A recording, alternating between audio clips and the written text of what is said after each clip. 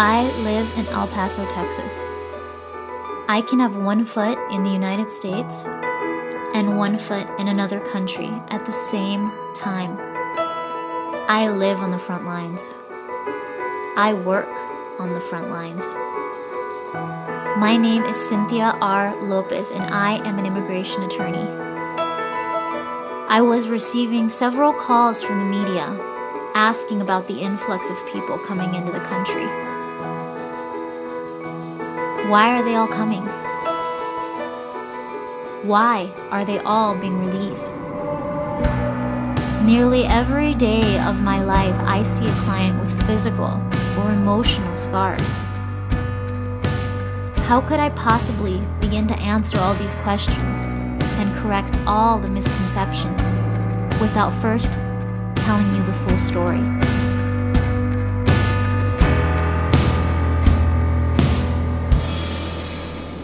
This is Borderlines.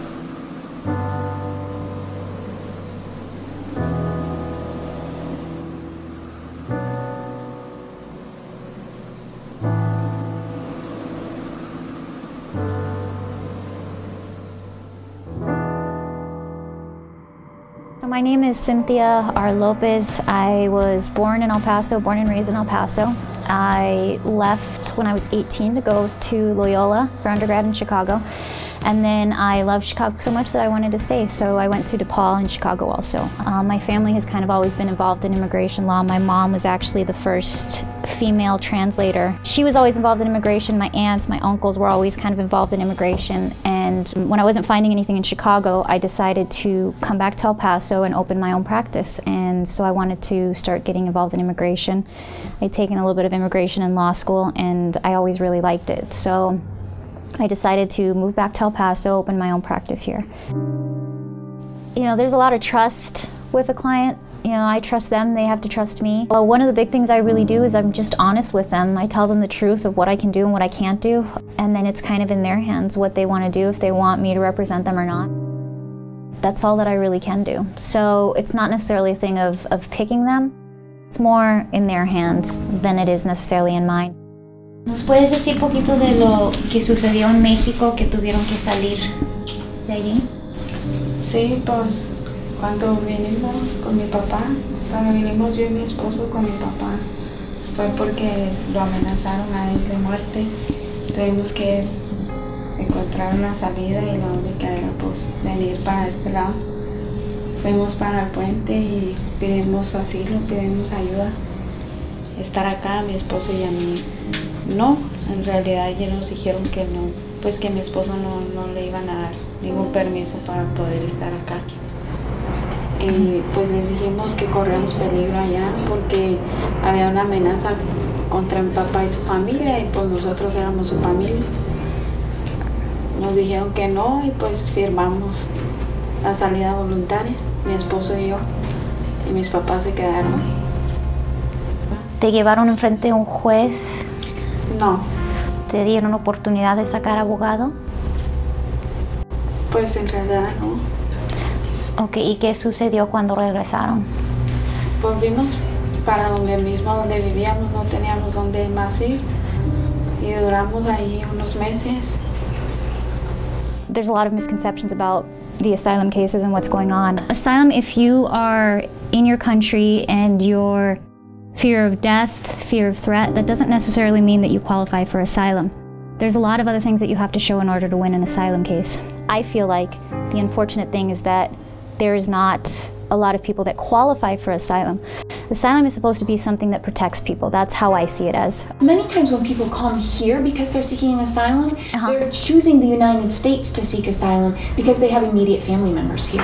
They might have a spouse here, parents, children, siblings, and that's one of the big pulls. For me, I think it's a misconception.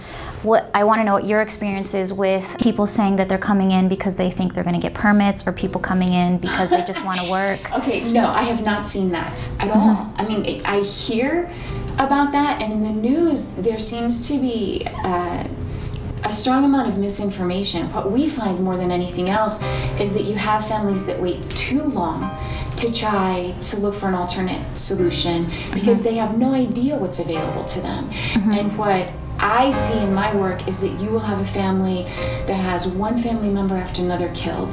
And if you're talking about Mexico, you will often have a family threatened and one member killed as an example. And if they stay in their town and keep trying to find justice, somebody else will be killed. And then someone else. Sometimes you'll have 5 or 6 family members killed before a family finally says, we have to do something else. The government's not going to protect us. We cannot find safety here.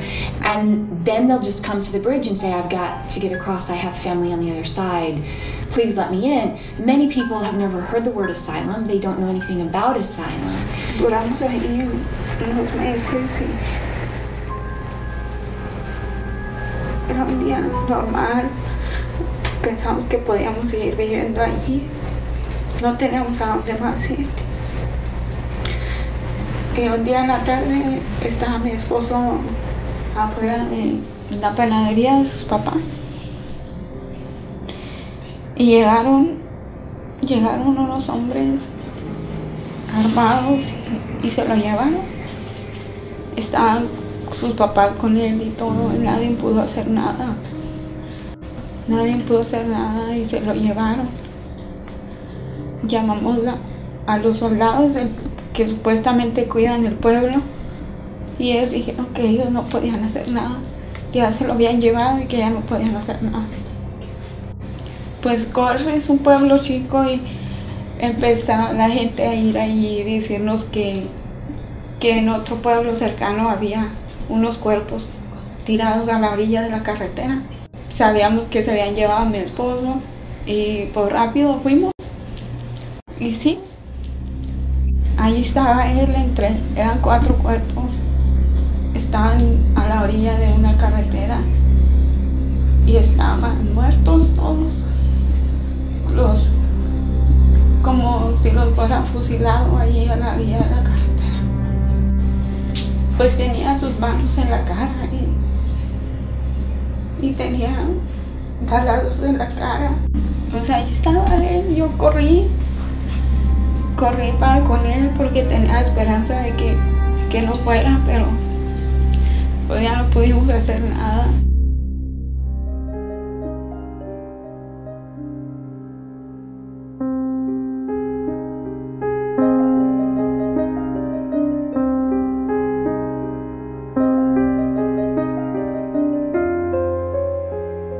If you could use one word to kind of sum up your feelings with immigration in general, asylum, what would be the one word that you would use?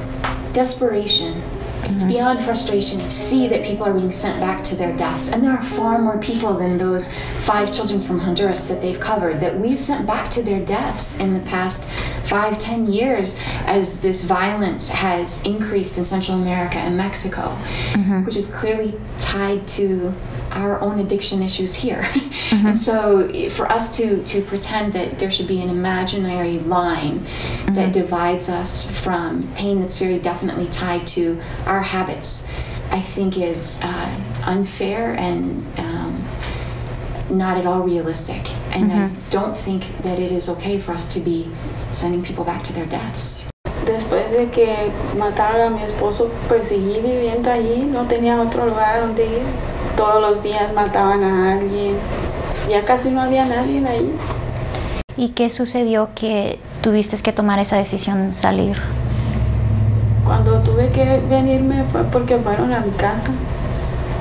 Fueron a mi casa y me tocaron la puerta y me dijeron cosas que me tenía que venir, que si no me iba a pasar lo que a mi esposo, a mí y a mi familia. Y vinimos otra vez, nos arriesgamos a venir y nos vinimos mis tíos, hermanos de mi papá, mi prima, su hijo, mi hijo y yo, al puente y ahí nos dijeron, claramente nos dijo uno de los que estaban allí, que mejor nos devolviéramos, no nos vamos a poder ayudar, devuélvanse. Y hasta incluso nos dijo, les pueden quitar los niños si van ustedes para acá. Dijo, no van a poder estar con ellos, ¿quieren eso? Entonces yo le dije, no queremos eso, pero tampoco queremos que nos maten allá, queremos que nos ayuden. Y él dijo, pues lo que van a hacer es que los van a detener y no nos van a poder ayudar, mejor devuélvanse. ¿Y qué sentías en ese momento? Miedo sentía miedo, sentía desesperación porque ellos me dijeron que nos podían ayudar, que nos iban a apartar de nuestros niños. Sentía miedo, mucho miedo. Y volteé y miré al hermano de mi papá y le dije, ¿qué hacemos? Y él me dijo, no nos podemos devolver porque nos van a hacer algo. Y yo le dije al oficial, no, no nos vamos a devolver. Estamos pidiendo ayuda y dijo él, ok, ¿te quieres quedar? Pues bueno. Dijo, nomás ya te dije lo que va a pasar. ¿Tú lo aceptas? Le dije, sí, sí lo acepto. And I've never heard anybody with my clients say that I came because I thought Obama would give me papers or I thought that it would be easy here. No, and I just wanted to know your experience with that as well. Another big misconception I think too is that people say a lot that there's gang members that are coming in, or another thing is that everybody's just getting released. What is your experience with that?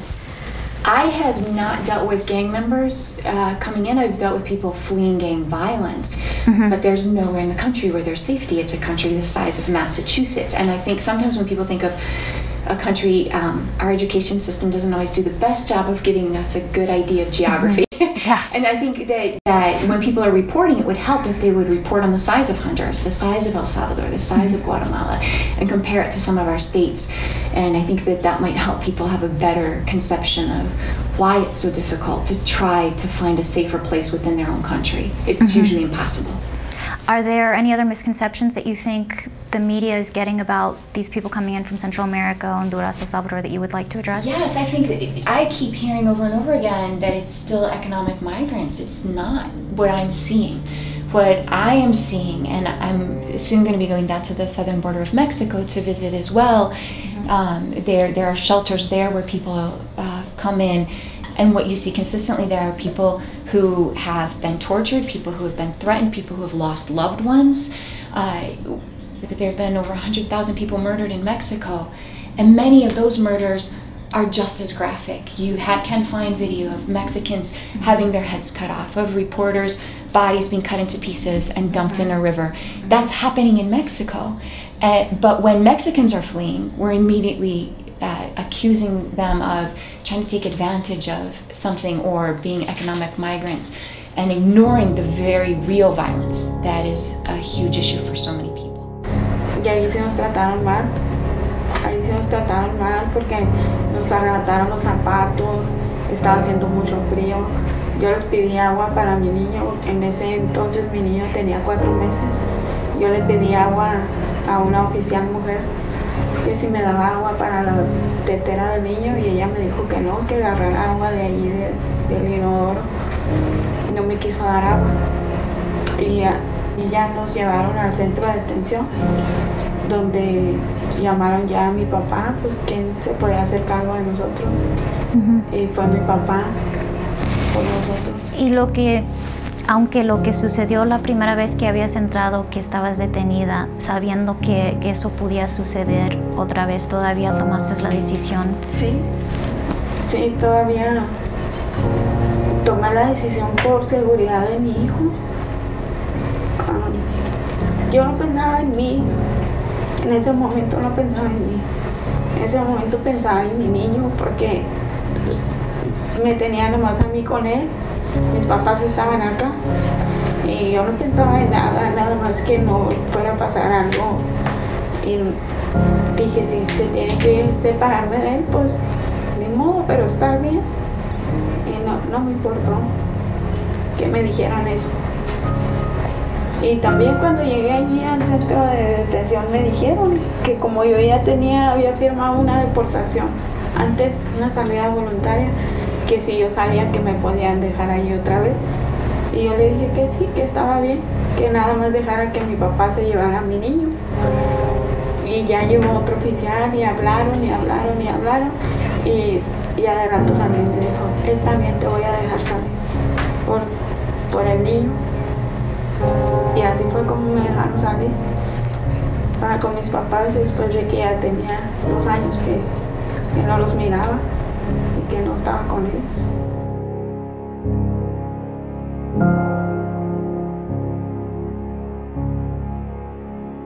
And how do you feel about your success rate with the asylum cases, your ability to even present them properly? We are all overwhelmed in this region. I'm sure you see the same thing. I have heard people who work in shelters here in town talk about the fact that you could take every nonprofit organization and every law firm in El Paso, Las Cruces, in this whole region, and we could all take on as many cases as we can reasonably handle, and we would still have 1,000 people we can't represent. And we'd have to do it pro bono. Oh yes, and we did. Yeah. We did three of our 4 cases that we've won since January for people who were detained were 100% pro bono, and it's not sustainable. You can't keep doing that and keep doing that without having some type of money coming in. But the reality is that the people who clearly qualify for asylum, we won their cases, are getting here without a penny to their names. Yeah. And so how are they supposed to pay? And it is a very complicated system, and it's very difficult to win without a lawyer there to support you. Do you think it's possible to navigate without an attorney? I don't. I don't see how it would be possible. I think it's a much larger issue that needs to be looked at on a much larger scale. Whether you think these people should stay, whether you think these people should go, I think that in general, the feel that you get from judges, from attorneys, is that what's going on needs to change. Whether it's before they come here, you know, they've talked about changing the law to they could apply for asylum before they come here. You know, even if it's that, but it's something that needs to be changed, because what's happening right now is they're all here. They're either being detained as criminals or they're being released and they don't get work authorization. I'm not here to tell people what opinion to have, but I think in order to fully take one position or the other, you have to fully understand it before you can say, yeah, this is what I believe or this is what I don't believe. And in order to have an opinion and have that opinion respected, I think you need to understand it. Y ahora que estás en los Estados Unidos y ahora que tienes el permiso de trabajar, ¿qué esperanzas tienes para usted y para su hijo en este país? Yo quisiera, verdad, que sí pudiéramos estar acá, pero pues solo ellos pueden saber si nos pueden dejar, pero pues como todos queremos vivir en paz. Si les pudieras decir algo a la gente que dice que la gente nomás está viniendo de Centroamérica, de México, que nomás están viniendo a trabajar o están viniendo porque Obama les va a dar documentos, ¿qué les dirías a esa gente?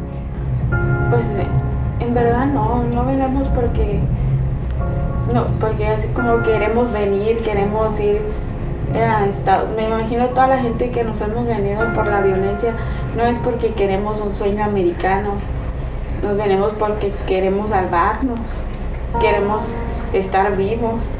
Y en ese momento no pensamos en que queremos ayuda, de que queremos vivir mejor ni nada. Nos aventamos así como quien dice, es la única solución que encontramos y nos venimos por eso, pero no venimos ni yo pienso que hay mucha gente que no miente, que no se viene por quererse venir, porque es muy difícil dejar tu vida allá, dejar tu casa, tus cosas, porque es un sacrificio. Cuando hace uno sus cosas allá es un sacrificio también, y no es fácil decir me voy y dejo todo nomás porque quiero. No nos venimos por eso, nos venimos porque tenemos miedo de nuestras vidas allá, de venir y no tener miedo. A lo mejor yo en ese momento pensaba, aunque estuviera allí encerrada, estaba segura.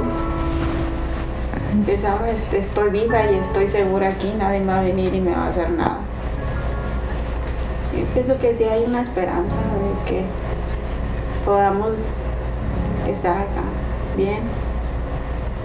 I think as a nation, we are at the point where we have to ask ourselves, what do we want to do with asylum? Do we want refugees in this country? What exactly are we made of? And what is the point of this country? You know, do we want to protect people? Do we want to be a safe haven for people? You know, as a hegemonic power, I think we forget that we are a great country and that people do want to come here. I think right now, with all these cases that are going on, it's getting a lot of attention, and the asylum cases are getting a lot of attention, and it's a very polarizing issue because people are either very for it or very against it. I wouldn't be here if it wasn't for immigrants. I don't think most of us would be here if it wasn't for immigrants.